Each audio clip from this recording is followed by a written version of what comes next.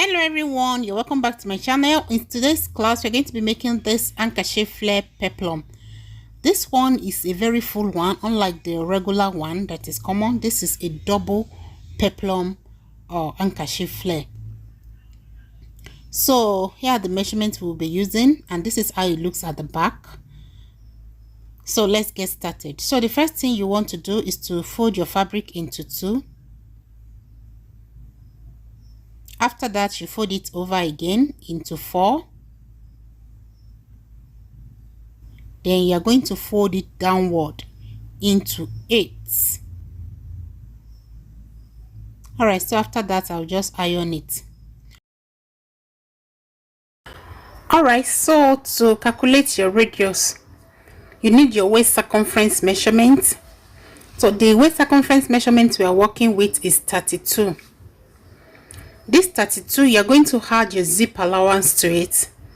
I'm going to add 2 inches for my zip allowance, then 1 inch for side seam joining. So that will be extra 3 inches that I'm going to add to the circumference measurement. So the waist measurement, like I said, is 32 plus 2 inches for zip allowance plus 1 inch seam allowance for joining the two peplum together. You know, we need to join two peplum to become one. All right, so for the circumference now we have 35. So this 35, you are now going to divide it by 2 because you want to cut out two peplum to form one. So you divide it by 2. So 35 divided by 2, this will give me 17.5. Now what you are going to do is to get the radius for your peplum, you will now divide this 17.5 by 6.28. That is the formula for getting it. So we now have 2.7. Then from this 2.7, you deduct your seam allowance of 0.5 from it. So minus 0.5. That will give me 2.2. So my radius now is 2.2. So you keep that aside. Then to calculate the length of the peplum, assuming, okay, just for example here, we are making a blouse length of 25 and we already know that the waist length is 17. So what you are going to do is just to subtract the 25 inches minus the 17 inches waist length. That will give us 8 inches. So the length of your peplum is going to be 8 inches, but then you need to add allowance to this 8 inches. So I'm going to be adding 1 inch allowance to it, so that I will have half inch to join it to the upper part and then half inch to turn it with the lining. So that is going to give me 9. So the length of my peplum is going to be 9. So our radius before is 2.2, then we have 9 inches for the length. So what you're going to do is to sum this 9 inches plus the 2.2 radius. This will give us 11.2. So what you're going to cut out is 11.2. all right, that being said, let's move forward. So what you're going to do now is to first rotate your radius. The radius is 2.2. I'm going to put my tape and rotate it just the way I'm showing you here.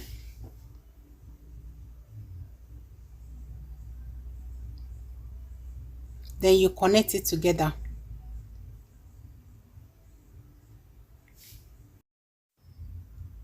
All right, so the next thing you want to do is to measure the 11.2 downward. Then to the other side you also measure the 11.2. then you rule it. Unlike the circular peplum that you'll be rotating, this one you're not going to rotate it because you're just going to cut out a square. So from here too, you rule it. So starting from the tip, you have 11.2 downward, and then sideways you have 11.2. All around is 11.2. It's a perfect square, a very perfect square. So this is 11.2, 11.2, 11.2. So the next thing you're going to do now is just to cut it out.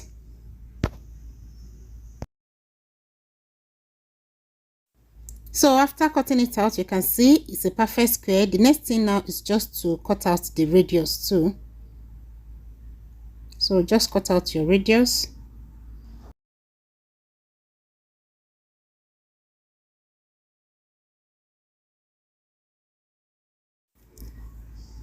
So if you open it up, this is what you have.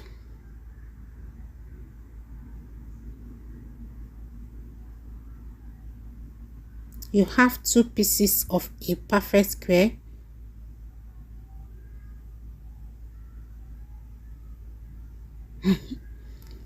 So what you do is just to slit it and then you join the two together. It's as simple as that. Alright, so I'm going to be using this to cut out the main fabric. This one I cut is the lining, so I'll cut out the main fabric exactly like this.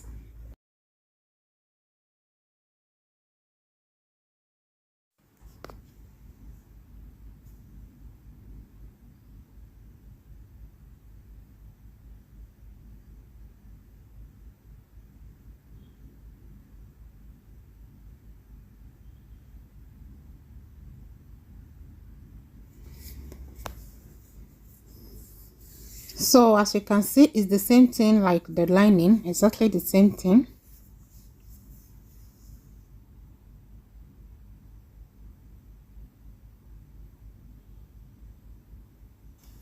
So the next thing now is to slit one side like this, just the way I'm showing you now. Then you do the same thing for the other peplum.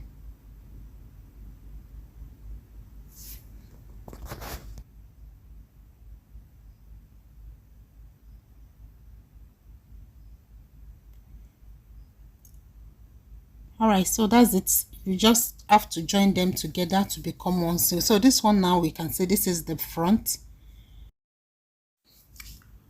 while the other one is the back. So this one that is the back, you still have to slit it again because it's going to have zip allowance definitely. If I slit it, I'll be putting my paper gum first so that the peplum can stand. This is my paper gum. So I'm going to be putting the paper gum on both the lining and the main fabric. So I'm going to do that. Alright, so I'm done putting the paper gum on both the main fabric and the lining. So that one that is going to be for the back, just place the lining on top of the main fabric, right side facing each other. You can see this is how it is. Then you now slit this part, the part that is opposite the previous slit you have. So you have successfully slitted the one that is for the back into two equal halves. So I'm going to be showing you how to sew it now. This is the back. As you can see, the square is divided into two. So what I'll do, I'll just keep it first. I'll spread the front.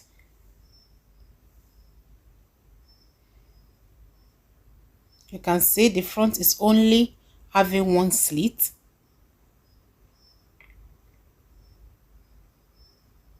So you are going to be placing the back on top of it. Right side of the back will be facing the right side of the front. This way. Then you also place the second side on top of it. Make sure you align them properly. So you join them together this way. So you are going to join with 1/2 inch seam allowance. So meaning you are joining each half of the back to the either side of the front.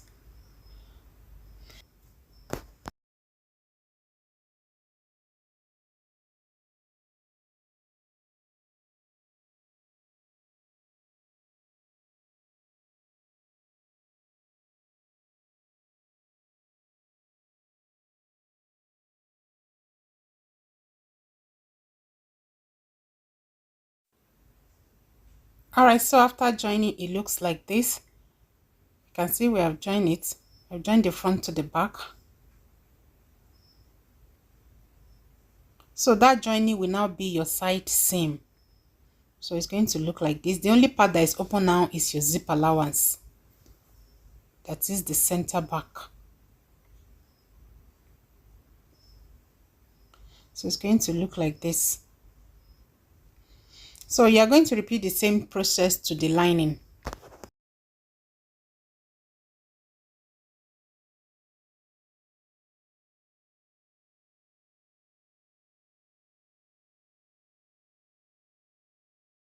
All right, so I'm done joining the lining as well. So we have our center front and center back. The place that is open is your center back.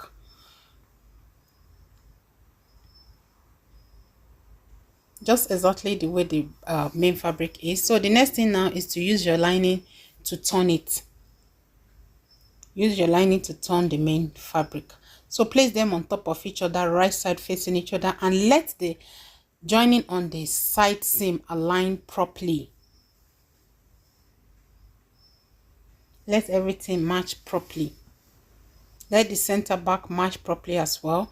Then starting from the beginning of the zip allowance like this, you're going to start joining the main fabric and the lining together all around till you get back to the other side of the zip allowance.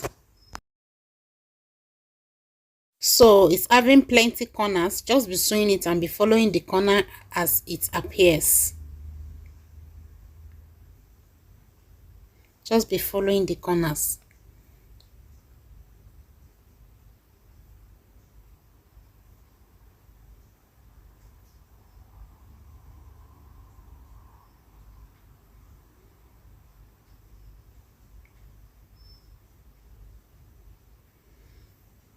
So just keep following the corners until you get back to the other zipper side.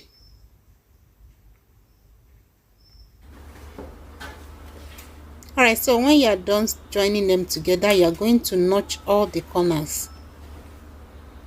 Just notch very close to the seam, but don't cut your seam. Then when you are done notching, you bring it to the right side.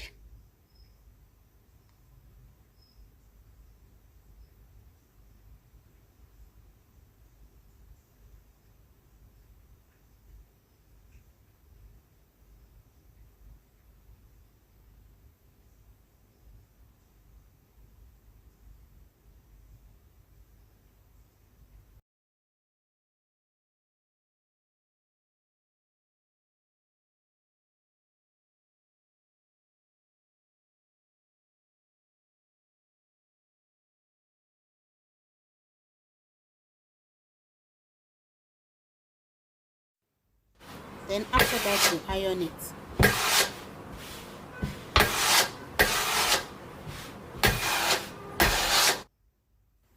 So after ironing it, this is how it looks.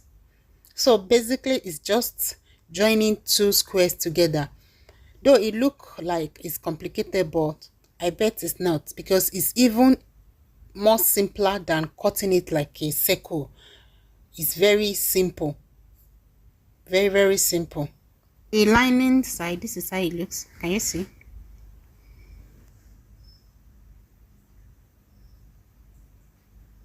This is our zip allowance here.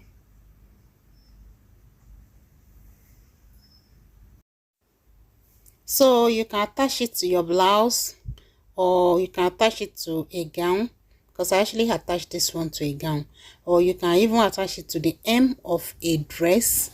Yes, it can be at the bottom part of a dress. You can attach it anywhere you like. So you can see this is how it look. I'm trying to pin it on the mannequin so that you can see it.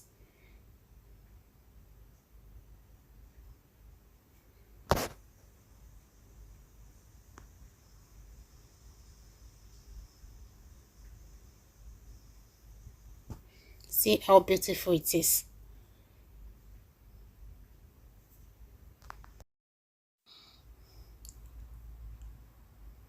So like I said, I attached mine into a gown. I'm not going to be wearing it because it's for a client. So this is how the gown looks. I also made handkerchief flare for the sleeve. If you would like to see a tutorial on how I attach the peplum to the gown, let me know in the comment section so that I can upload the tutorial. And if you would like to see a tutorial on any part of this gown, let me know as well. Thanks for watching. I'll see you in the next one.